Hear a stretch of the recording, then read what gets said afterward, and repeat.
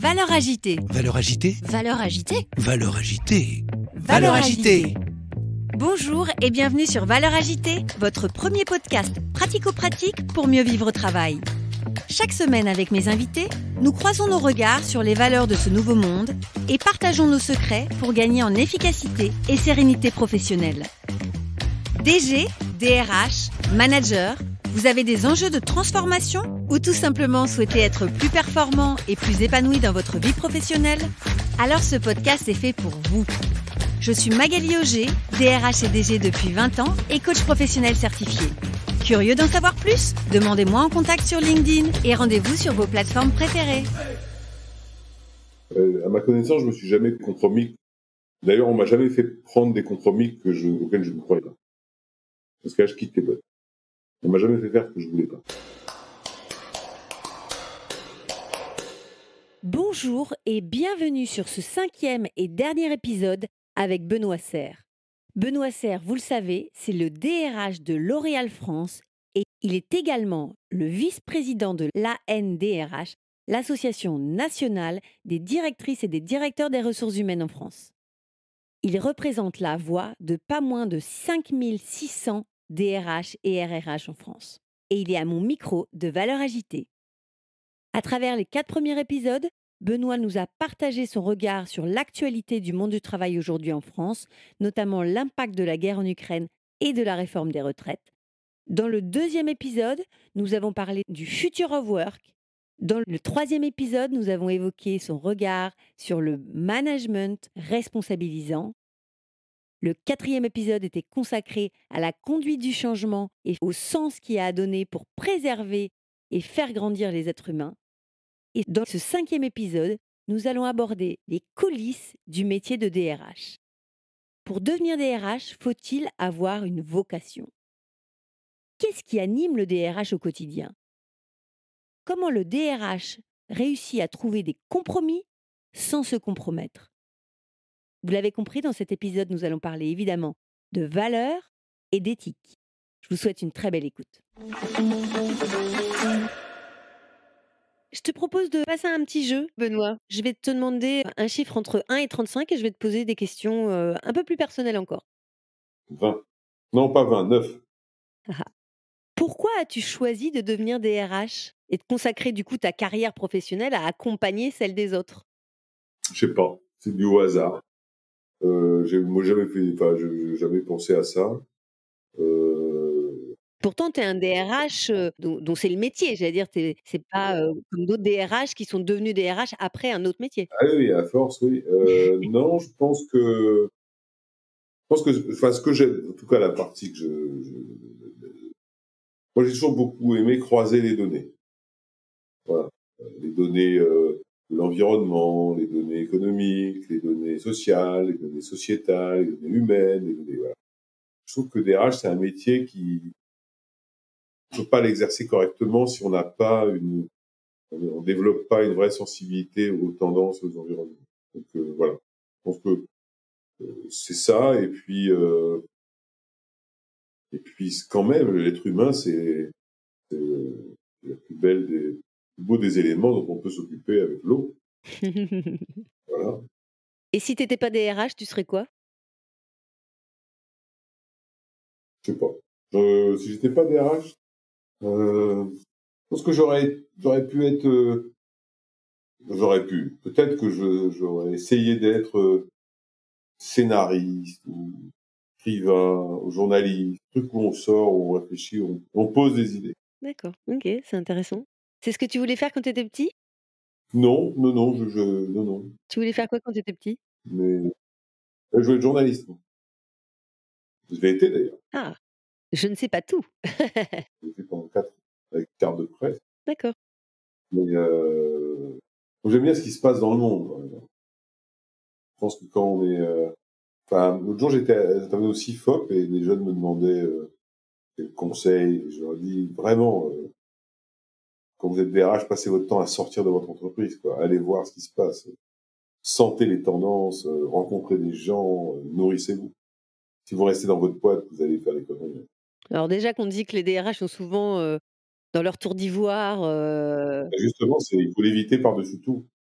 Moi, quand je suis rentré à la Massif, qui était une entreprise assez traditionnelle, ça, hein, les DRH sortaient peu, en fait. Moi, je passe même chez L'Oréal, je passe ma vie à me promener partout. Parce que c'est comme ça qu'on sent les tendances et que les tendances de la société, un jour ou l'autre, débarquent dans les entreprises. Donc, quand on les sent un tout petit peu avant les autres, ben, on a un petit coup d'avance. Tu sais que pour l'anecdote, quand j'ai été, DRH au conseil départemental des Deux-Sèvres, sur le moment, j'ai dit: «Bah, je vais aller, rencontrer les équipes sur le terrain», tu vois? Un département, c'est grand et on m'a dit: «Oh là là, mais vous vous rendez pas compte, vous allez vous faire lyncher». Je dis: «Pardon?» Bah oui, c'est ça, ouais. «Ah mais parce que, les RH disent tout le temps non sur les recrutements, sur des renforts et cetera. Donc les travailleurs sociaux, ils vous détestent déjà quoi. Vous n'êtes pas encore arrivés que par principe, Non, mais quand je suis rentré chez Leroy Merlin, enfin, moi, j'ai passé mon temps à travailler dans les magasins et j'adorais ça. Ah mais je pense que c'est essentiel. Voilà. C'est comme ça qu'on arrive justement à identifier, les signaux faibles, dans l'entreprise et puis quand on a l'opportunité effectivement de le faire à l'extérieur, c'est encore mieux. Un autre chiffre entre 1 et 35? Euh, 10, tiens, c'est un chiffre rond. Quel est ton passe-temps ou ton loisir préféré? Je sais pas si j'en ai un préféré. Puis moi, je fais toujours 200 trucs en même temps, donc je lis beaucoup. J'écoute beaucoup de musique. J'entends beaucoup de gens. Le week-end, comme j'ai une maison avec plus d'un hectare, j'adore bosser dans la campagne. Là. Tu bricoles ou tu te promènes? Non, j'entretiens. Voilà, donc non, j'ai pas de. Il faut toujours que j'apprenne quelque chose, donc c'est peut-être ça en fait. Il y a plein de manières d'apprendre. Oui, donc c'est effectivement, c'est pas neutre.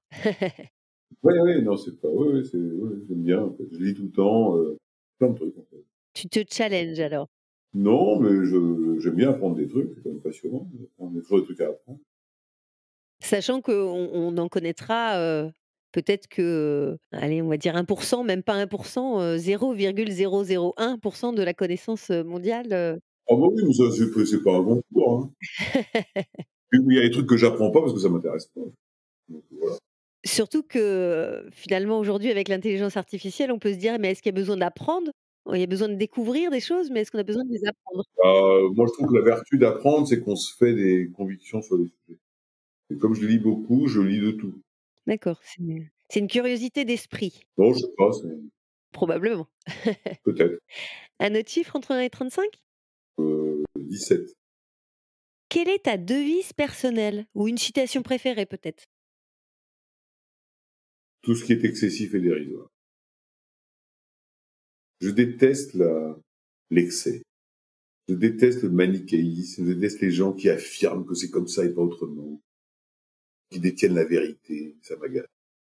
Il y a ça, ou alors une autre formule que j'aime bien, mais je suis en train de rechercher la formule exacte. C'est ça que j'aime beaucoup. Alors, j'ai jamais bien su quelle était. La gravité sert d'intelligence aux imbéciles.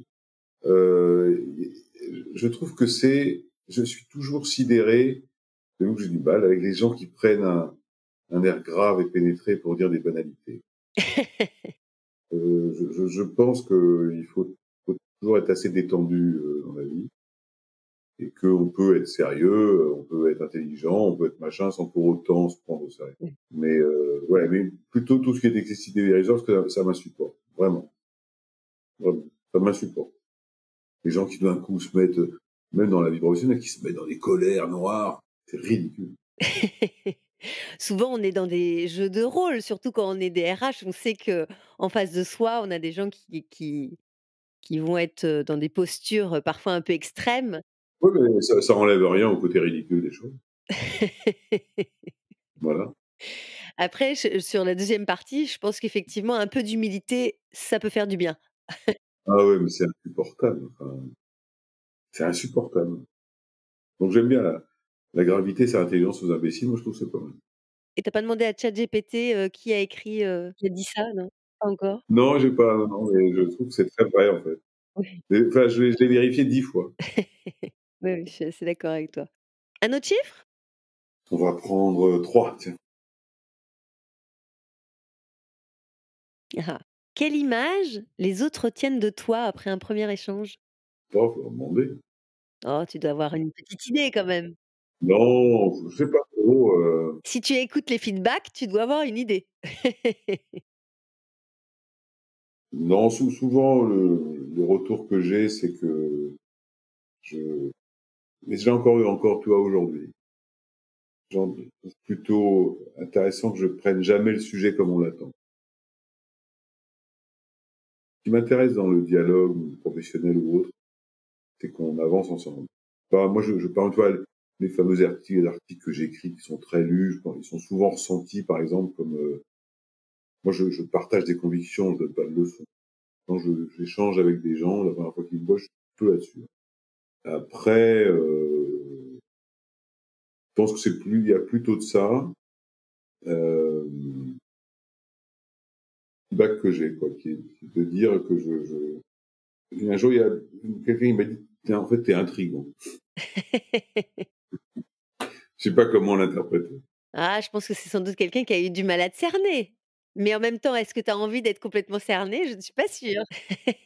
Ah non, je déteste ça, mais non, je déteste ça, mais non, mais ce que je veux dire par là, c'est que, tu vois, hier soir, j'étais à un dîner. Je sais pas pourquoi on est tombé sur un sujet qui me passionne et qui a rien à voir avec mon métier. Et les gens étaient étonnés, en fait, mais c'est parce que je connais jamais vraiment les gens. Je pense qu'intrigant, c'était plutôt pris comme un compliment. C'est non pas pour, c'est un petit peu, moi j'aime bien surprendre un peu quand même. Bon, voilà, je sais pas, c'est, c'est difficile. Après, je suis pas naïf non plus. Je sais que je suis grand, je sais que j'ai une grosse voix, je sais tout ça. Donc, c'est comme ça, donc je sais que j'impacte. Naïf, c'est pas de la prétention, c'est que tout le monde me dit, ça doit être vrai. Tu penses que c'est lié au physique? Ah, c'est rigolo ça. Non, mais je sais pas à quoi c'est lié, mais je le sais. Beh, je pense que c'est aussi lié, à la force de conviction. Enfin, tu parlais de conviction tout à l'heure, Peut-être, ouais, peut-être. Oui, mais probablement que ça a un impact quand même dans la trace que tu laisses, chez les autres. ouais, mais non, je sais pas, moi, je sais pas. Tu pensé quoi la première fois que tu m'as vu? Que tu étais en parfaite maîtrise, de tes sujets. Je pense qu'il y avait à la fois, tu savais où tu allais et il y avait pas beaucoup de place au hasard et en même temps, tu étais capable de te laisser surprendre. Voilà ce que je me suis dit. Moi, d'abord, je crois pas au hasard. J'ai jamais cru au hasard. Depuis toujours. Et la deuxième chose, tu vois, souvent, par exemple, j'ai pas mal de retours, comme je fais beaucoup de médias intéressants. Tu vois, Yves Calvi, qui j'aime beaucoup, me dit, voilà, on sent quand même que quand tu prends la parole, d'abord au-delà du fait que tu as une voix de radio et très pédagogue, etc., tu connais tes sujets. Bien sûr. Mais c'est vrai que sinon je parle pas, en fait. Quand je sais pas, je parle pas. Quand je connais pas, je parle pas. Comme je fais beaucoup de médias, les gens me disent, mais comment tu fais machin? Je dis, ben, non, d'abord, je vais pas, si on me demande de venir sur un plateau, sur un sujet ABC, si je connais pas le sujet, j'y vais pas. Et si j'y allais, je me renseigne sur le sujet avant d'entrer. Voilà. Le minimum qu'on doit aux gens. Donc c'est quand tu connais pas le sujet ou quand tu maîtrises pas le sujet? Enfin, tu vois ce que je veux dire? On peut connaître à un moment donné et avoir un point de vue sans forcément être dans une, notion d'expertise. Toujours interrogé sur des sujets connexes à ce que je fais, donc c'est pas, généralement, je connais la matière. Mais j'aime bien quand même, quand j'arrive sur un plateau, j'ai quand même déjà une ou deux convictions. Je connais pas les questions du tout, tu vois, mais je suis pas là pour servir la soupe ou dire être d'accord ou pas d'accord. Je dis ce que je pense. Oui et puis je pense que tu as, suffisamment, confiance en toi aussi pour, savoir que tu vas rebondir quelles que soient à un moment donné les questions. Bah, avec le temps, et puis non, puis avec le temps, et puis je sais, c'est pas non plus pas de la prétention, il y a un moment où on est quand même conscient des quelques qualités qu'on peut avoir, et je sais que je suis pas le plus mauvais des intervenants, et que j'arrive à rebondir, je sais ça. Je sais très bien que quand je prends des interventions en public, ça passe. Je sais que ça passe. Et tu peux aimer aussi te faire surprendre, non? Ah oui, ça me gêne pas. Parce que d'ailleurs, je t'avais dit, enfin voilà pour nos auditeurs, hein, je t'avais dit que, je te transmettrais pas de Ouais. questions avant et que ce serait, des questions qui me viendraient au fur et à mesure de la discussion en rebondissant sur ce que tu disais, quoi. Ah non, mais moi, ça me dérange pas du tout. Ouais, ouais, ouais. Et d'ailleurs, j'ai une question que je t'ai pas posée tout à l'heure, mais j'y ai pensé et j'avais envie quand même de te la poser. Ça me Tu vois, quand on est DRH, c'est, notre métier, c'est souvent de trouver, trouver des compromis, de Mmh. négocier des accords, Mmh. d'être, ce qui suppose aussi parfois d'être en équidistance par rapport aux différents acteurs et centres d'intérêt et cetera. Mmh. Hem, Comment tu arrives à trouver des compromis sans te compromettre, j'allais dire? À ma connaissance, je me suis jamais compromis nulle part. D'ailleurs, on m'a jamais fait prendre des compromis auxquels je ne croyais pas. Parce que là, je quitte les boîtes. On m'a jamais fait faire ce que je voulais pas. Alors justement, je me demandais si tu t'étais déjà retrouvé en conflit de valeurs, Mmh. en conflit éthique Ouais, bien sûr, et bien sûr. Et dans ce cas-là, je m'en vais. OK. Ou je le dis, puis le truc s'arrête, je m'en vais. Non, souvent trouvé des compromis, j'ai négocié beaucoup de choses, très compliquées. Je pense que l'important, c'est la transparence dans ces sujets-là. Moi, j'ai observé ça. Quand j'ai lancé ma renégociation globale de tout le modèle social de la Massif, Mmh. j'ai donné mes lignes rouges, dès le début. J'ai pas joué, j'ai donné mes lignes rouges. Et en les disant, donnez-moi les vôtres. Et la vérité, sera entre les deux. Donc, je pense qu'il faut être transparent, faut respecter les gens, faut jamais humilier personne. Mmh. Il faut faire en sorte de trouver. Quelquefois, d'ailleurs, le compromis, c'est avoir le courage de dire qu'il y en a pas. Oui, qu'il y aura pas d'accord possible, quoi. Non, non. Et que donc, on en revient à la répartition des pouvoirs. C'est pas un échec de pas trouver un compromis.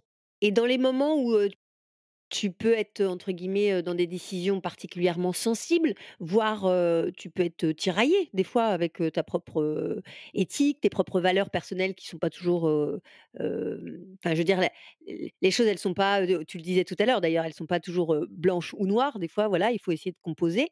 Hem, c'est quoi les valeurs qui te guident dans tes prises de décision? Alors, je veux dire que j'utilise beaucoup les citations des hommes célèbres, mais il y en a une que j'aime beaucoup du cardinal de Richelieu, qui est de dire faut savoir rendre possible ce qui est nécessaire. Voilà. Quand je suis convaincu de la nécessité, alors il faut trouver la solution. La première valeur, c'est est-ce que c'est utile en fait. Est-ce que c'est pas un caprice de je sais pas qui, est-ce que c'est utile? C'est utile de manière collective, pas sur un plan individuel. C'est la première chose. La deuxième chose, je pense qu'on peut prendre des décisions difficiles, on n'est pas obligé de les prendre comme un salaud. Et puis la troisième chose, c'est, je pense que la notion de courage est quelque chose de très important. C'est-à-dire qu'il faut, on a des responsabilités. Moi, j'en ai aujourd'hui. Demain, j'en aurai peut-être d'autres ou j'en aurai pas, peu importe. Le fait d'assumer ses responsabilités, c'est fondamental. Pas, c'est que souvent, moi, je dis à mes équipes, vous pouvez faire tout ce que vous voulez, vous inquiétez pas, la seule personne qui peut vous engueuler, c'est moi. Personne d'autre ne le fera à ma place. Et je me souviens dans l'entreprise où j'étais avant, il y a un grand chef à plume qui a engueulé un de mes N-2. Je l'ai appelé, je dis en fait, t'as enlevé des mécaniques, mais c'est ce que je te dis, personne ne touche à la musique. Personne. S'il y en a un engueulé, c'est moi. Donc j'assume tout. Mmh. J'avais une discussion tout à l'heure justement, avec quelqu'un en parlant du management et je disais que, à un moment donné, il y a un rôle de paratonnerre, quoi. Je veux dire, on est là pour, protéger, soutenir et s'il y a un problème, Même, il y a un rôle d'assumer les responsabilités. Moi, si j'ai quelqu'un dans mes aiguilles qui fait une connerie, ça devient la mienne. c'est ça. Pour l'extérieur, je règle les problèmes avec lui après. Mais je déteste les gens qui se défaussent. Je disais tout à l'heure, je déteste les gens qui cherchent des coupables. Il faut trouver des solutions. Voilà, ça m'énerve. Et si tu avais un conseil à donner à quelqu'un qui s'interroge sur le métier, de DRH, tu lui dirais quoi? «Vas-y fonce, c'est un métier formidable» ou tu dirais: «Oh, oh, attends, il y a des prérequis et faut faire attention»? Non, mais c'est un beau métier. Sincèrement, ça a l'air un peu con, mais il faut croire dans les gens. Moi, je suis absolument convaincu, et c'est une des raisons sans doute pour lesquelles finalement j'ai fait ce métier, que 95% des gens se lèvent le matin en disant je vais emmerder mon entreprise. Moi, je pense que 95, faut vraiment croire aux gens. Voilà. Je suis absolument convaincu de ça. Je suis absolument convaincu que finalement, c'est l'être humain qui change la donne. Absolument convaincu.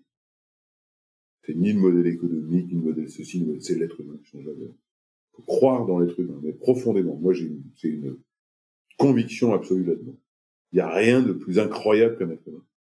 C'est pour ça que tout à l'heure je te parlais, tu sais, au tout début de notre échange, de la question du «capital», entre guillemets, enfin de la valeur, de l'entreprise. Oui, mais enfin, ouais, non, mais pour répondre, voilà, dire moi, enfin, il faut croire. Enfin, moi, c'est mon moteur. Je ne crois qu'à ça.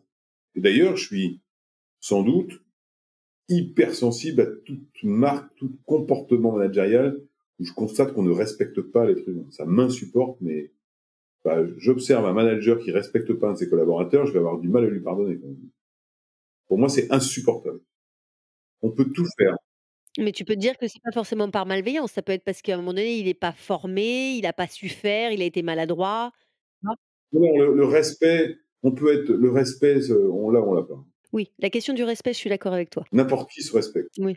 Après, il y a des gens qui peuvent être maladroits et du coup faire s'ouvrir des collaborateurs sans le vouloir. Oui, mais ça, je suis assez grand pour m'en rendre compte. Mais les gens qui sont respectueux, qui ignorent, mais vraiment, je supporte pas. Donc d'ailleurs, c'est pour ça qu'on m'a quelquefois taxé d'intransigeant. L'intransigeant? Mais J'allais te dire jusqu'où tu peux aller. si c'est cette intransigeance-là, c'est pas grave. Oui, je suis d'accord, je te rejoins. Ouais. Merci beaucoup, Benoît. C'était un vrai plaisir. Ben voilà, merci. Si tu as une actu peut-être à nous passer, comment on fait si on a envie d'en savoir plus? Est-ce qu'il y a un endroit où on peut te retrouver? Est-ce que tu, Sur LinkedIn, on me trouve sur LinkedIn. Sur LinkedIn? OK, ça marche.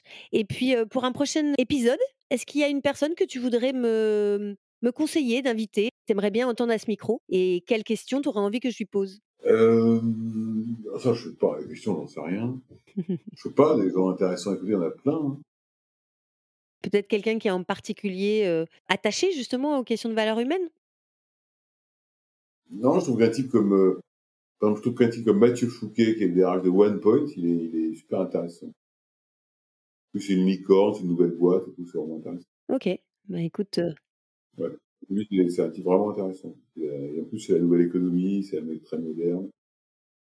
Voilà, c'est un type formidable, comme son boss, David Ayani, c'est des types formidables. Des idées, mais ils sont exigeants, ils sont pas naïfs, en même temps, ils sont très, je pense qu'ils contribuent beaucoup à construire le monde de demain, je pense que c'est intéressant. Et je trouve on n'ose pas assez, j'aime bien la théorie du cri, tu sais, c'est t'avances jusqu'à ce que ce crie. c'est quoi? T'avances jusqu'à ce que ce soit crie. Bon, voilà. OK, merci beaucoup Benoît. Merci beaucoup. Merci. Au revoir. Nous voici arrivés à la fin de ce 5e épisode avec Benoît Serre, le DRH de L'Oréal et le vice-président de l'Association nationale des DRH de France. La fin de cet épisode marque la fin de notre série des 5 épisodes avec Benoît. C'est un véritable cadeau qu'il nous a offert à tous les auditeurs de Valeurs Agitées.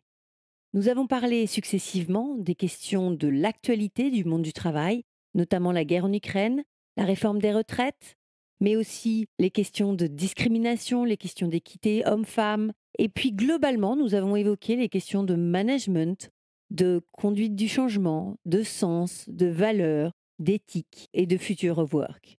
J'espère que vous avez pris autant de plaisir que moi avec cet invité absolument exceptionnel dans le domaine des ressources humaines. Je vous donne rendez-vous avec un nouvel invité tout aussi passionnant dans l'épisode suivant. Je vous dis à tout de suite pour le prochain épisode de Valeurs Agitées. Vous avez aimé cet épisode? Donnez-lui 5 étoiles sur votre plateforme de podcast préférée.